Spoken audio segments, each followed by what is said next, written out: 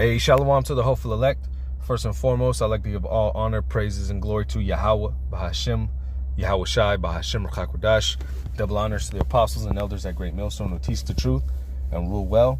This is the brother Yatabia Wa'ala coming back from the GMS SF Bay Area camp. And I got a quick in transit, all right, on the way to the battlefield.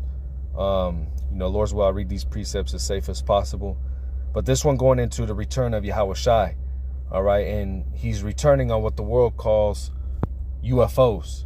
All right, but we understand them as the scriptures say, the chariots of salvation, or they're also likened to clouds. Okay, but there's a reason why today you see a lot of focusing in on so-called UFOs. All right, a lot of these sightings, the government's trying to control the narrative, trying to talk about these. They got alien DNA, they got down spacecraft, all right, which is all BS. They're really trying to control the narrative. All right, you go into those movies like Independence Day, they show you that, or they try and show you that it's a bad thing. This is an invasion. These are small green creatures, which really the angels are in those chariots, all right, and it's not bad for the elect.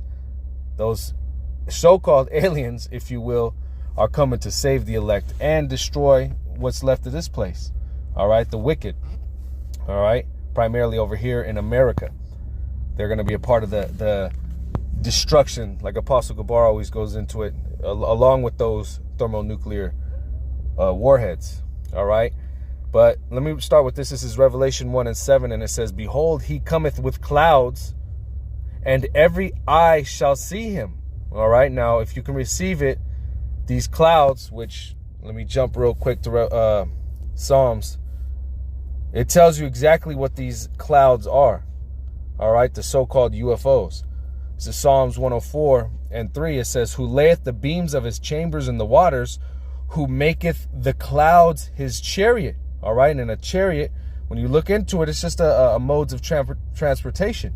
All right, now the chariots, all right, of the angels, all right, of Yahawashi, are so-called UFOs, all right, for lack of a better word. But they're what you see in the sky when you see they talk about flying saucers, flying rolls, flying cigars.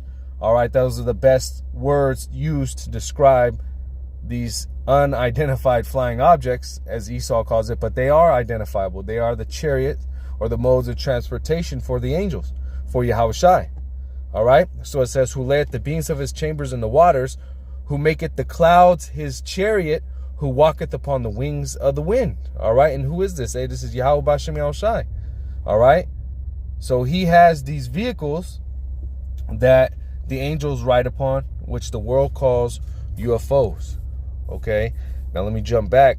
Revelation 1:7. So it said what? He make the clouds his chariots. All right, it says, "Behold, he cometh with clouds." Okay, and we understand those clouds are the chariots. "And every eye shall see him." Okay, now this is how big the fathership is, so to speak. All right, every eye is going to be able to witness when Yahawashi makes his return.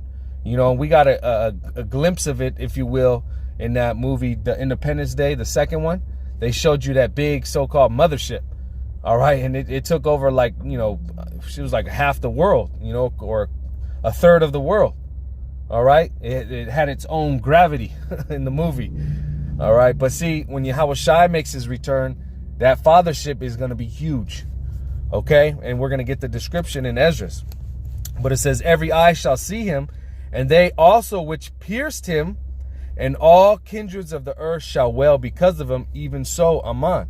All right, and this is what? This goes into reincarnation. So even those who had a hand in killing Yahawashi, all right, back when he was in the flesh 2,000 years ago, all right, they're going to be here this time around. And, hey, the Lord knows what they're going to be doing. They might be in those chariots. Not chariots. They might be in those fighter jets, which are going to be trying to fight the chariots. All right, that war in heaven. Whatever the case may be, they're going to be here again.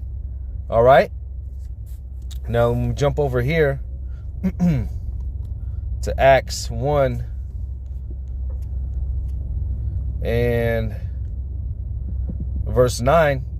It says the ascension. It says, and when he had spoken these things, while they beheld, he was taken up, and a cloud received him out of their sight. Now we understand that clouds are those chariots, which are the so-called UFOs. It says he was taken up, and a cloud received them out of their sight. And while they looked steadfastly toward heaven as he went up. I mean, what else could this be describing? All right. It says, as he went up, behold, two men stood by them in white apparel, which were the angels. It says, which also said, ye men of Galilee, why stand ye gazing up into heaven?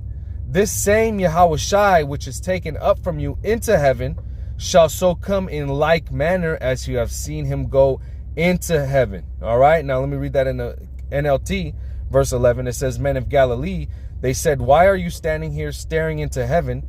Yahawashi has been taken from you into heaven, but someday he will return from heaven in the same way you saw him go. All right. And what was that way? We read it by way of the clouds, which pursuant to Psalms 104, which we just read, those clouds are the chariots. And what the people modern day, what they call those chariots are so-called UFOs. All right. Or UAPs, unidentifiable aerial phenomenon. All right. But we know exactly what they are.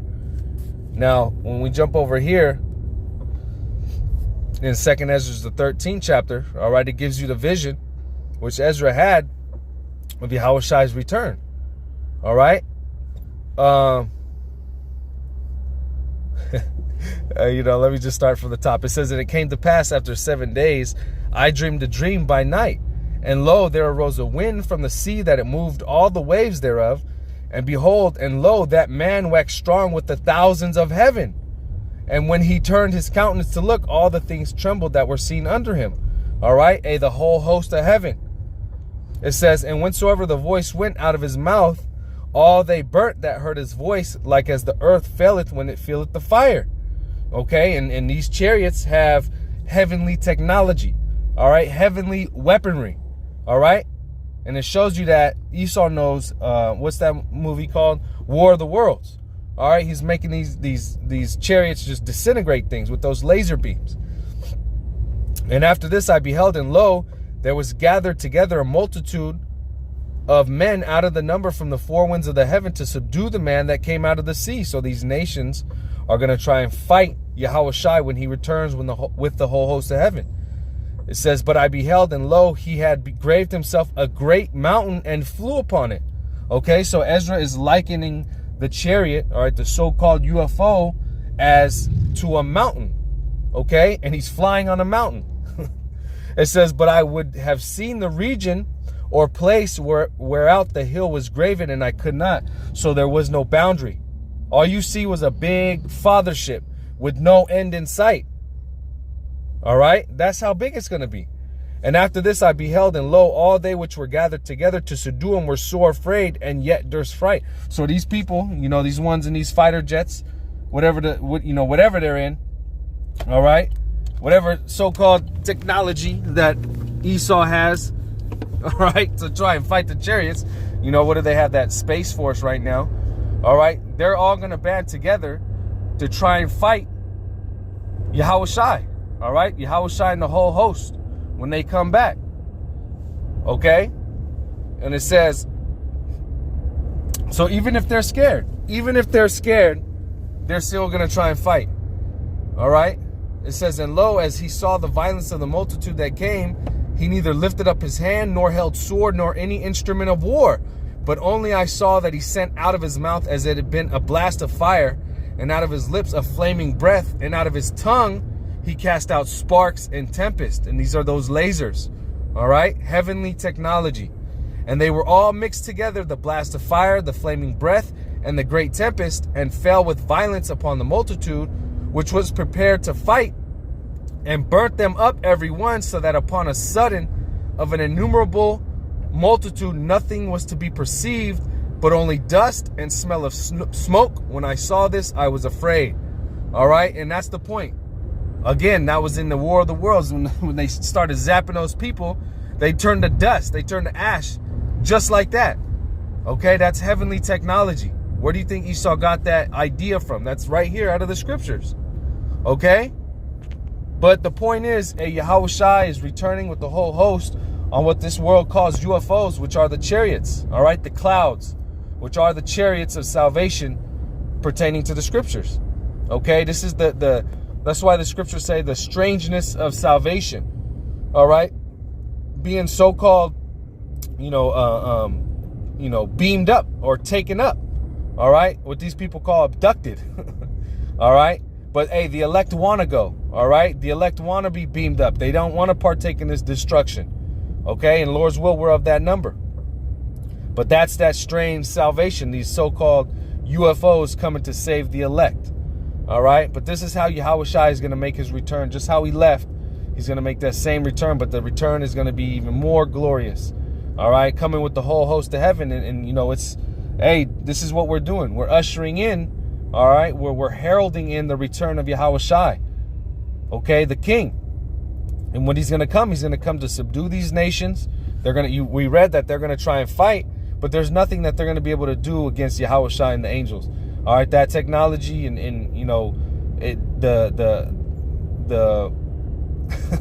just the technology alone is far outpaced Esau. But Esau, it's already prophesied that he fall. There's nothing he could do. He's already have bounds that he cannot pass. All right. But, Lord's will, this is edifying. Hey, Yahawashi is going to make that glorious return in the chariots. Okay. And we're going to see it. All right. Lord's will, we're of that number. But again, Lord's will, this is edifying. Once again, call Halayim Yahweh, Bahashem, Yahawashi, Bahashem Rakakwadash. Double honors to the apostles and elders at Great Millstone. Shalom to the elect and above.